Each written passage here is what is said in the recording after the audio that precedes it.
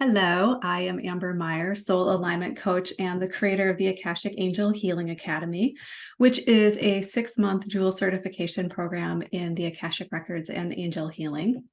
Joining us today for our Awakening series is Akashic Angel Healing Academy graduate Gail Glover. Gail lives in Minneapolis, Minnesota, and she retired from her corporate job in compliance with a Fortune 500 company firm back just in 2020. She has always been drawn to light work, first witnessing her father and her brother doing energy healing back in her 20s. I want to hear more about this, Gail. It sounds fascinating. And at the time, Gail thought that it was a gift that only few had and didn't realize that she could learn how to do it too. And then in the mid-90s, Gail started her introduction into energy healing by taking Qigong classes. And then in 2010, she also started taking classes for psychic development and hands-on healing with Echo Bodine and Carol Lowell, which is how our paths had started to collide by having those same mentors. And she also took advanced healing classes through the energy medicine specialist in Denver. And then, of course, Gail is also a certified Akashic record reader and angel healer as a graduate of my Akashic Angel Healing Academy. And so Gail is now a regular vendor at a number of local healing and psychic events and offers Akashic record readings and Akashic Angel healing sessions. So Gail, thank you so much for joining me today and sharing your awakening story with us. Gonna be fun. I personally think that awakening stories can be so inspiring and can really help us not feel so alone on this journey. I think sometimes when we're going through this process, we can feel like we're the only ones going through it, or maybe we feel even a little crazy. And so I think it can be so helpful to learn about what helps others to really be able to help us on our own path. And I think that these stories really help inspire us and give us hope and direction in our own awakening journey. Yeah, I couldn't agree more. Absolutely. Well, I thought you could start off by telling us a little bit about what awakening means to you, because I have found that everyone defines it a little bit different for them. And I think that in itself is fascinating. It's a big question. But I really feel like awakening for me is realizing my connection with more. Mm. It's just and when I try to define it, well, to be specific, that it kind of misses the mark. It's the more is so huge. It's the divine energy, it's the earth energy, it's all those energies that are around us all the time, the healing energy. But we do get pretty busy, in our lives and forget or don't realize or are out of touch with taking that little bit of time to feel it, connect with it, make a point of being aware with it. So it's a connection to the more. And I like that, looking at it that way, because I'm not putting defined parameters on what that's going to look like. Yeah, I haven't heard that definition before, and I have to say I absolutely love it. It's simple, but yet so deep. Your connection with more. And I like that you're bringing up too this awareness piece that comes with it. I think that's really what comes up for me personally when I think about awakening is that awareness that we have. It's like conscious living. It's like from feeling like moving through life in an unconscious way to suddenly being really conscious to everything that's around us. And I think that busyness that we all experience is where we kind of lose the little window, the daily window, minute by minute, of being conscious. We go unconscious because we've got a list of things, we've got X number of hours, and it's not something that has to be set aside for a hobby or for retirement like what I did. It's I'm realizing that it was always there, could always be there, can always be incorporated and folded into your world, but it just takes a pause to just realize that. And I think that's where I've gotten to at this point. Mm-hmm. That pause can be hard though, right? Like actually really stepping out of that busyness, that's the challenge right there, isn't it? Yes, it is. We get used to that, and that's kind of our value, is how much we get done. Yeah. Like, when you think about that, we all know that's not true. Mhm. I'll do it. So it's very interesting to think and move into a different mode. Yeah. Yeah. I feel like that's a constant journey I've been on, really since my awakening. A recent reading that I had did for myself was I received a message that it was like busyness is an epidemic. It's almost like busyness is a disease. And so I know personally that that's been something that I've been really focusing on is how can you bring that stillness and that presence into every moment. Like you said, I know earlier in my awakening journey, I felt like I really struggled because I felt like it was like, okay, here's my time to work, and now here's my time to meditate, or that it felt like it had to be these separate things. But I love how you said that, like there really should all be one and the same, that you should be able to bring that consciousness, that awareness into every moment of your life. And busyness carries a value that really is disproportionate to what it is. Oh, I was so busy today, I got so much done, like at work or home, or, we value it, even if we realize how much we value it. It's very interesting to kind of step back. Yeah, it's a challenging thing to unwind, for sure. Well, tell us a little bit about your awakening journey. Well, it's kind of started with the Qigong. I was taking classes from Chun Lin. A friend said, "Oh, you got to come with me." So I did. It was something fun to do with my friend, and it was really an eye-opener, and it was a healing experience that I hadn't had before. And I did it for a while. I was kind of active. I was taking extra classes, and I was practicing reasonably consistently, doing the Qigong movements. But life got busier, and it sort of slid off to the side, and I got really, really busy with work and just life. And I got really in a really big project goal training at work, and it was really hard. And I promised myself that when I completed one of these, a marker, hit a milestone, I was going to take the first class Echo Bodine had available, because a friend of mine had told me about her, and actually met her briefly once. And okay, I'm going to just do this. That's how I'm going to get through this. And I did. And it was when she opened her center in 2010, I guess, on Chicago. And I just kept taking classes, and I didn't feel like I belonged. I didn't feel like I knew what I was doing, but I just kept taking classes. And bit by bit, I started learning, and then I started getting feedback on the healing that I was doing, which was always very positive. And people were having really good experiences. So that helped my confidence and helped me feel like, well, okay, I can do healing. I can do this. If it helps someone a little bit, that's worth it. So I kind of followed in that path, and then I just kept adding to it and kept working at it. And as I actually would do more, and then I started doing healings, going to healing shares, the odd healing now and then I started doing events, and had to pinch myself that I was there doing that. But then as I did more healings, I was aware that I was helping people. They're not just being nice. It really helped them. Like, wow, okay. So I kept going.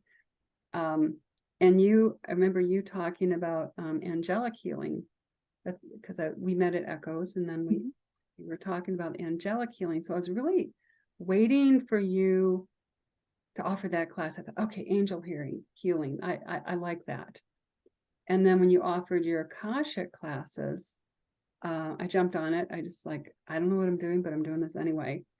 And then it really started changing because of the way you have the class structured. It worked very well for me with all the practices that you have in the class, outside the class, and then in separate groups. So it was always, I didn't get into the mode of taking a class, getting all excited, going back home and doing what I always did. We've all been there.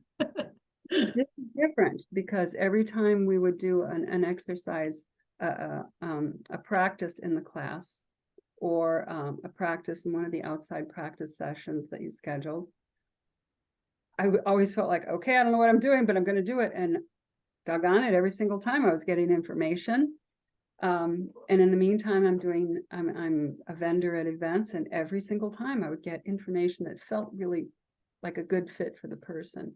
So I kept realizing that I was on the right track, and that it was getting easier. Mhm. I didn't doubt it. I just trusted.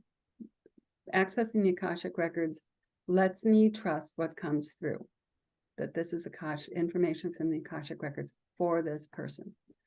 And so that's where I'm at now. So that's my awakening. It's just realizing that, oh my gosh, I can do this. Anybody can do this. It takes an effort. And I won't say that, oh, it's cakewalk. You have to work at it. And but with the structure, it worked for me. The sort of feet to the fire, okay, practice now, okay, kind of thing, really went well. Really, really helped with, it's helping me build. Mhm. So I guess that's my awakening, just kind of bit by bit by bit. I wasn't the kid that could see dead people growing up. I didn't see ghosts. I didn't have that experience that a lot of people that are light workers have. Mhm. I came to it later, and I could still do it. It's still there waiting for me. Yeah, you brought up so many important pieces. One is like we all have these gifts, whether we're born with them or not. Just the way we're brought up and the things that we're rewarded for. We typically are rewarded for being logical and being productive and being busy. All these things that we talked about. So I think it's important for people to know that you don't have to be born with these gifts to have these gifts. Everyone is intuitive and is able to develop that. And I love that you just kept saying, like, I just showed up. Like, I just showed up, and that, like, sometimes that's the hardest part, is just showing up. But once you start showing up for yourself, and you just trust that, something is going to work, something's going to happen, you learn to be able to really move through that fear, and really can start to build your confidence. I think, I love that you shared too that it takes effort to do this work. Like it's a skill. Like you're really learning a different language. You're learning the language of energy, right? And so I always like to compare it, like, you wouldn't do a meditation today with hopes of learning how to play the piano tomorrow and being able to, like, wake up tomorrow morning and play like Mozart. Like it would take practice. Like, you're going to learn what the different notes are and where they are on the piano, and maybe you play them one by one, and then eventually you can string a few together, and then eventually you can play a whole tune.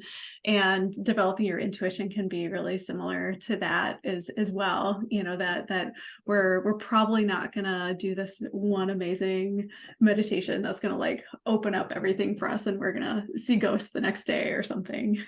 For a while I was thinking that, but it kind of didn't go that way. And then I realized, oh, this is like building up a flabby muscle. Muscle's there, but it just needs some support, and it needs a little time to develop. Yeah, I hung on to that dream for a long time too. I'm gonna see ghosts. When am I gonna be a ghostbuster? It's like, Oh, yeah. Well, I know you shared some really fun stuff, with me throughout the academy too, how, like, in the beginning you really didn't feel like you were clairvoyant, or you didn't feel like you could see color in auras and chakras, and all of that has opened up for you now. You've recognized how that works for you. yeah. You, in one of the classes, you had said something like you develop your own lexicon. Excuse me, which is it's like the your own, well, lexicon that the guides and angels help you create. So I've still got a lot of building to do on that, but realizing certain things, like certain colors or certain images, oh, that means this to me. Mhm. That, oh, when I see that, then it really means X. Mhm. So that is really helpful, because when you think about building a new language, it takes time, and then it's something to pay attention to. So yeah, that's something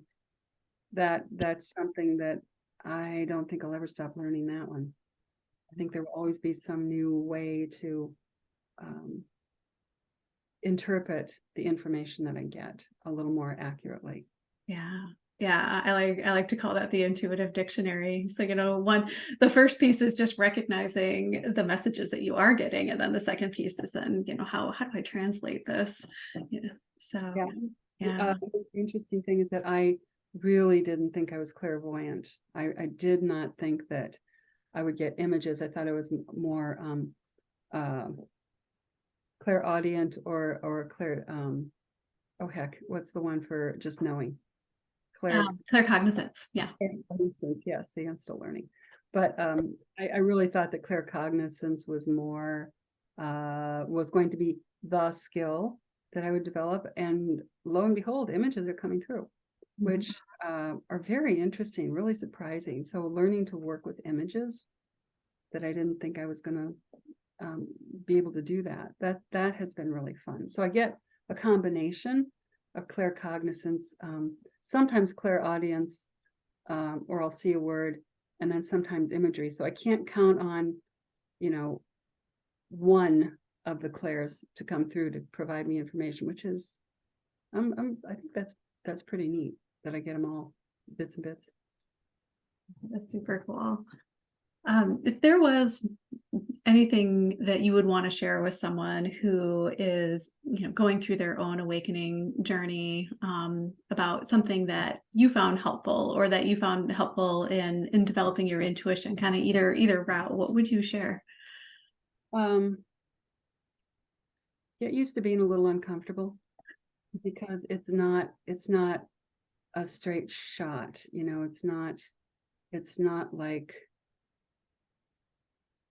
It's not even like learning a language, because you've got so many other aspects to it. And it is just something to get used to. It's like, okay, being uncomfortable is a good thing, because you're coming into it without expectations.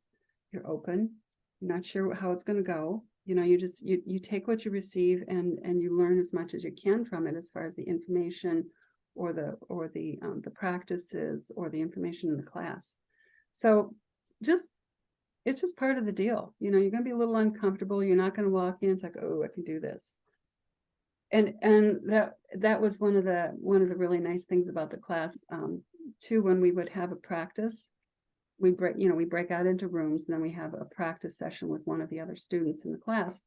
And I can't tell you the number of times when we both said, I don't really know what I'm doing, but let's go, let's try it. So you're there with another learner, and we're both willing, but neither one of us really is sure how it's going to go. But it kind of doesn't matter. We're there, we show up, we make an effort, and lo and behold, it does actually start building and fall into place.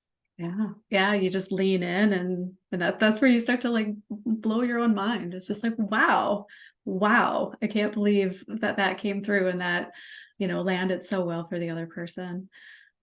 But I love what you're saying about just expecting to be uncomfortable. One of my favorite quotes ever is something along the lines of, there is no comfort in the growth zone, and there is no growth in the comfort zone. That's a much more succinct way of saying what. So I like to remind myself of that when I'm feeling uncomfortable. I'm like, I must be growing right now. I'm doing something new. Like new things typically bring out discomfort in us, and you have to lean into that to be able to grow. So yeah. You're not alone. Everybody else in the class is feeling the same way. It's like, what are we doing again? Could you say that again? It works. You just work it, and it works. And I also believe, no matter how far along you are on your awakening journey, awakening your intuitive gifts, I think it's a lifelong journey as well. So there's always more to learn. So I think it's humble work. It is very humble work, and that's not a bad thing. Yeah. So Gail, tell us a little bit about how you're sharing your gifts now and where people can find you. I share my gifts at events mostly. I am choosing at this point not to do healing in my home, but I do healing Akashic record readings and healings with Zoom, or I'll do an audio call, but I'm mostly at events. So every month I'm at Echo Bodine's event, which is the third Saturday of the month in Richfield. Carol Lowell has an event the second Saturday of the month, also in Richfield.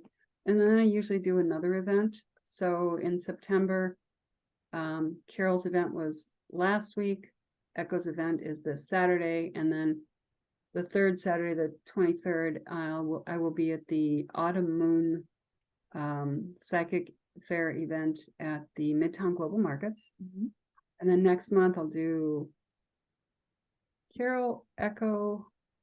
I'm losing track here. Yeah, I think you're going to be at the Rooted Holistic event too. Is that right? Yeah, that's on the 14th. Yeah. I think that is actually the second Saturday of the month. So I won't be at Carol's that month. Yeah. It's nice to have the consistent events that Carol and Echo do, and then I add another one. So I'm getting a whole different exposure to people and potential clients, but also to other light workers that I don't know, and people in the community. The community is exploding. It is huge. I'm just blown away with how many people are doing this work now. Yeah. And so being part of events and going to different events is a really fun way to really be aware of what's going on out there. Yeah, it's such a fun way to meet people too. I agree. So it sounds like typically we can find you at 3 local events a month. When I send out this recording and share it with everyone, I'll make sure to include your email address so people can reach out to you directly about that. Another thing I know is if you reach out to Gail through her email, you can get on her email list, and so then you can get regular updates on what events she'll be at as well. And I just use the email list to let people know where I am. I'm not that's really my focus right now. It's what feeds me being at these events. I love the energy of it. So yeah, the email is just for that. And people can also call me too. You can include my phone number. Okay, wonderful. Yeah, we'll talk about that, but people can always email me, and then we can connect via text or some other way if that makes sense. Great. Well, Gail, thank you so much for spending this time with me and sharing your awakening story with all of us. Very fun. Yeah, it's a journey. I'm real excited to see where it goes, and to keep working on it.